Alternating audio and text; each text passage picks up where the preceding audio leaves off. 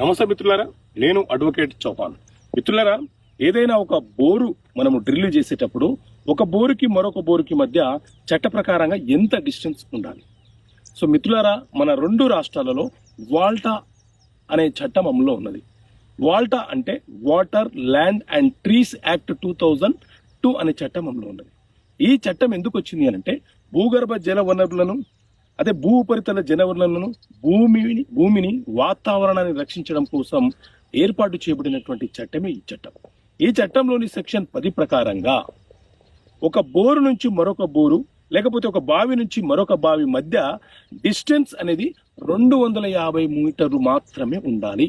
250 మీటర్ల తర్వాత బోర్లు వేసుకోవచ్చు. ఆ లోపు వేసుకుంటే చట్టపరమైనటువంటి చర్యలు ఉంటాయని ఈ చట్టం చెబుతుంది. అదే ప్రజా అవసరాల కోసం అయితే అలాంటి డిస్టెన్స్ మెయింటైన్ చేయకుండా బోరు ఎక్కడైనా వేసి ప్రజా అవసరాల కోసం వినియోగించుకునే అవకాశం మనకు ఉంటుంది.